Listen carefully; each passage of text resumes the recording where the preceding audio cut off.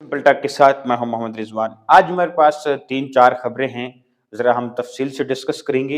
एक तो पॉलिटिकल खबर है, यानी सियासी तौर पर खबर है।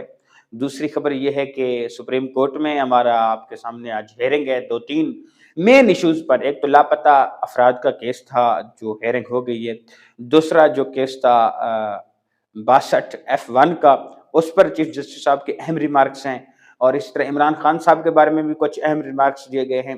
जो पॉलिटिकल खबर है वो तहरीक लबैक पाकिस्तान की तरफ से है कि अल्लामा साद रिजवी पिछले 1 हफ्ता 2 हफ्ते से वो अपने पब्लिक सेक्रेटेरिएट जो उनका यतीम खाना चौक में है, वहाँ पे वो मौजूद हैं, मुख्तलिफ लोगों से मुलाकातें कर रहे हैं। अभी खबर मिली है कि सहवाल से अल्लाह दाद साबका नाज़िम, तहसील नाज़िम रहे हैं, वो मतलब तहसील के चेयरमैन रहे हैं, उन्होंने तहरीक लबैक पाकिस्तान को जॉइन कर लिया है। अगर हम इस तरह बात करें तो यासिर सरहाल साहब हैं, उन्होंने भी तहरीक लबैक को जॉइन किया है। अगर हम इस तरह बात करें वसीम कैसर, नाज़िर हुसैन, साजिद भट्ट, मियां मरगूब अहमद, आस्ताने आलिया शर्कपुरा शरीफ, मतलब अब हम आपको ये इन सिनेरियो को बताने का मकसद ये था कि टीएलपी कितना एक इलेक्शन में फैक्ट करने वाली है और इनका किन किन जमातों से रब्ता हो रहा है। अगर हम ये बात हम थोड़ी सी आपसे डिस्कस करना चाह रहे थे।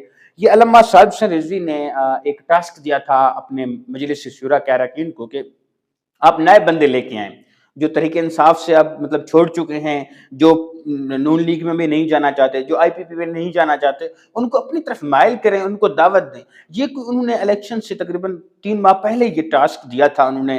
उर्स के मौके पर जब उनके वालिद साहब का उर्स था तो एक मजलिस शूरा का खसूसी इजलास हुआ, जहाँ पे उन्होंने उनके ज़िम्मे मजलिस शूरा ने ये लगाया कि आस्थाने जितने भी हैं उनको, उनके पीर साहबान को आपने जाके मिलना है, उनको कायल करना है कि आप हमारा साथ दें।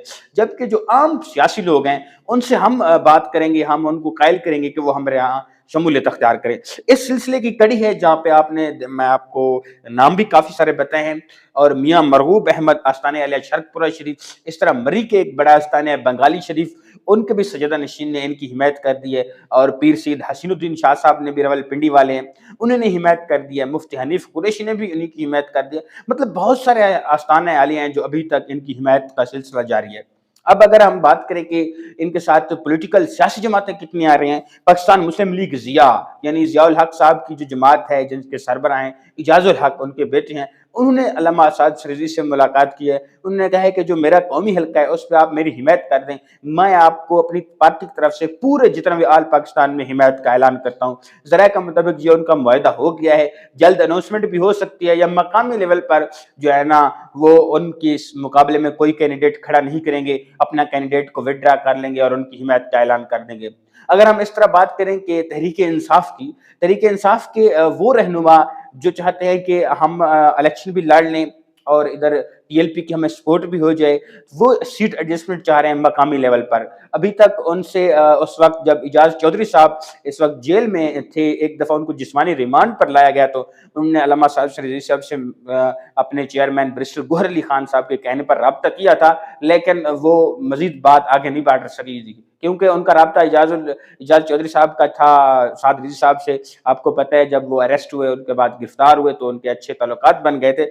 अब हम बात करेंगे लापता केस में शुहैब शाहीन जो पीटीआई के वकील भी हैं, उनको काफ़ी मसाइल का सामना रहा। चीफ जस्टिस साहब ने काफ़ी सख्त रिमार्क्स दिए और इमरान रियाज का पूछा कि वो अब कहाँ हैं। उन्होंने कहा अब वो बाजियाब तो हो गए हैं, लेकिन अब वो सेहती तौर पर तंदुरुस्त नहीं है। उन्होंने कहा देखें, इस लापता अफराद में बेसिक जो सुप्रीम कोर्ट ने आज ऑब्जर्वेशन दी है उससे नज़र यही आ रहा है कि ये बिल ना होने की वजह से कोई कानून नहीं है कि एक बंदा लापता हो जाए तो हम उसको कैसे बाजियाब कराएं, इसका कोई कानून नहीं है। तो इसीलिए सुप्रीम कोर्ट ने कहा हम किसी को कानून बनाने का तो नहीं कह सकते। ये सुप्रीम कोर्ट ने कहा कि ये पार्लियामेंट की जिम्मेदारी है कि वो जो इशू आता है उस पर कानून साजी करें, हम उसकी तशरीह करने के लिए जिम्मेदार हैं। उसके बाद 62 F1 जो आपका एक अहम कानून है जिसमें ताहयात नहली है पॉलिटिकल की, यानी नवाज शरीफ की ताहयात नहली हो गई, जहांगीर तरीन की ताहयात नहली हो गई, तो वो खत्म करने के लिए सुप्रीम कोर्ट पे एक अपील गई थी। उस अपील पर सुप्रीम कोर्ट की हेयरिंग अभी तक जारी है। जो अहम रिमार्क्स हैं वो यही थे कि